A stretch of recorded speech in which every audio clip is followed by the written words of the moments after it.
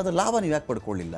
Half ಸೆಂಚುರಿಗೆ ತಡ್ಕಾಡ್ತಾ ಇದ್ದೀರಿ, ಅವ್ರು double ಸೆಂಚುರಿಗೆ ಒಂದು ಸೀಟ್ ಕಡಿಮೆ ಇದೆ. ಇಲ್ಲ, ಈಗ ಸೌದಿಗಳು ಎರಡನೇ ಮಾತು ಮಹಾರಾಷ್ಟ್ರದಲ್ಲಿ ಆಂಟಿ ಇನ್ಕಂಬೆನ್ಸಿ ಅಂತ ನಮಗೆ ಮಾಹಿತಿ ನೋಡಿ. ನಾವು ಲೋಕಸಭಾ ಚುನಾವಣೆಯಲ್ಲಿ ನಾವು ಕಾಂಗ್ರೆಸ್ ಮತ್ತು ಮೈತ್ರಿ 31 ಸೀಟು, 48 ಸೀಟಲ್ಲಿ 31 ಸೀಟ್ಗಳನ್ನ ಗೆದ್ಕೊಂಡು ಅವ್ರು 17 ಸೀಟು. ಅಂದರೆ ಜನ ಅವ್ರನ್ನ ತಿರಸ್ಕಾರ ಮಾಡ್ತಾ ಇದ್ರು.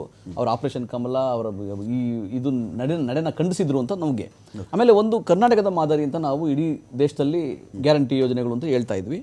ಅದೇ ಗ್ಯಾರಂಟಿ ಯೋಜನೆಗಳನ್ನು ಗೇಲಿ ಮಾಡಿದಂತಹ ಮಹಾಪ್ರಧಾನಮಂತ್ರಿಗಳು ಏನು ಗೇಲಿ ಮಾಡಿದ್ರು? ರೇವಡಿ ಕಲ್ಚರ್ ಅಂತ ಗೇಲಿ ಮಾಡಿದರು. ಕರ್ನಾಟಕದ ಪಾಲಿಸಿಯನ್ನು, ಕರ್ನಾಟಕದ ಜನತೆಗೆ ಬೇಕಾದಂತಹ ಒಂದು ಯೋಜನೆಗಳನ್ನು ರೇವಡಿ ಕಲ್ಚರು, ದಿವಾಳಿ ಯೋಜನೆಗಳು ಅಂತ ಗೇಲಿ ಮಾಡಿದಂಥ ಪ್ರಧಾನಮಂತ್ರಿಗಳು ಜಾರ್ಖಂಡಲ್ಲಿ 2100 ರೂಪಾಯಿ ಕೊಡ್ತೀವಿ ಅಂತ ಹೇಳಿದರು. ಮಹಾರಾಷ್ಟ್ರದಲ್ಲಿ 5 ತಿಂಗಳಿಂದ ಲೋಕಸಭಾ ಚುನಾವಣೆ ಸೋತ ನಂತರ 1500 ರೂಪಾಯಿ ಪ್ರತಿ ಮಹಿಳೆಗೆ ಕೊಡ್ತಾ ಇದ್ದಾರೆ. ಅಂದರೆ ಈಗ ಅವ್ರು ಮಾಡಿದ್ರಲ್ಲ, ಅಂದರೆ ನಾವು ನಮ್ಮ ಯೋಜನೆಗಳನ್ನು ಸರಿ ಇದೆ ಅಂತ ತಿಳಿಸ್ಲಿಕ್ಕೆ ಈ ಚುನಾವಣೆಗಳಾಯಿತು ಅಂತ ಅನ್ಸುತ್ತೆ. ಅವ್ರ ಸೋಲು ಲೋಕಸಭಾ ಚುನಾವಣೆಯಲ್ಲಿ. ಈಗ ಅವರು ಆತ್ಮಾವಲೋಕನ ಮಾಡಿಕೊಂಡು ನಮ್ಮ ರಾಜ್ಯ ಜನತೆಯ ಅಥವಾ ದೇಶ ಜನತೆಯ ಕ್ಷಮೆ ಯಾಚಿಸಬೇಕು. ಮೋದಿ ಇಲ್ಲ 1500 ರೂಪಾಯಿ ಕೊಡ್ತೀವಿ ಅಂತ ಹೇಳಿ ಅವ್ರು ಕನ್ವಿನ್ಸ್ ಮಾಡಬಹುದಾದ್ರೆ 3000 ಕೊಡ್ತೀವಿ ಅಂತ ಹೇಳಿ ನೀವೇ ಕನ್ವಿನ್ಸ್ ಮಾಡೋಕ್ಕಾಗಲಿಲ್ಲ ಅಲ್ವಾ? ಇಲ್ಲ, ಅದು ನಾನು ಹೇಳ್ತೀನಿ, ನಾನಿಲ್ಲ ಅಂತ ಹೇಳಿಲ್ಲ.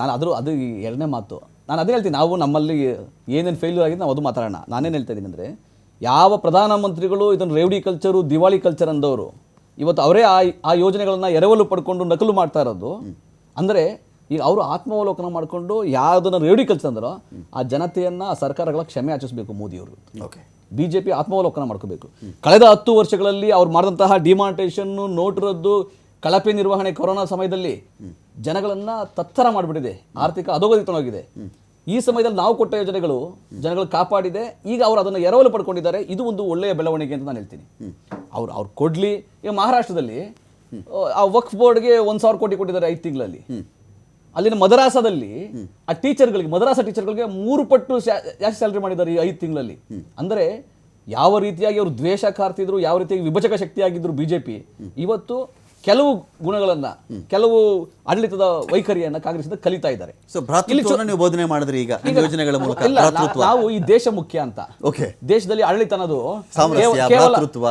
ಅದು ಕರೆಕ್ಟ್, ಇದು ಕಲಿತಾರೆ, ಇನ್ನು ಕಲಿಬೇಕಿದೆ, ಅದು ಕಲ್ತಿಲ್ಲ. ಅದು ಆ ಸಾಮರಸ್ಯ, ಭ್ರಾತೃತ್ವ ಇದು ಕಲ್ತಿಲ್ಲ ಅವರು. ಅಭಿವೃದ್ಧಿನಲ್ಲಿ ಯೋಜನೆಗಳನ್ನ ನಕಲು ಮಾಡಿ ಏಕೈತೋ ಸೇಫ್ ಏನದು ಏಕೈತೋ ಸೇಫ್ ಅಂತ ಹೇಳಿ, ಏಕೈತೆ ಸೇಫೆ ಅದು ಬಟೆಂಗೆ ತೋ ಕಾಟೆಂಗೆ ಇವೆಲ್ಲ ಇದು ವರ್ಕ್ ಆಗಿರ್ಬೇಕಲ್ಲ. ಡಿವೈಡ್ ಅಂಡ್ ರೂಲ್ ಅದು ಈಗ 6 ಪಕ್ಷಗಳಾಗಿದ್ದಾವೆ ಮಹಾರಾಷ್ಟ್ರದಲ್ಲಿ.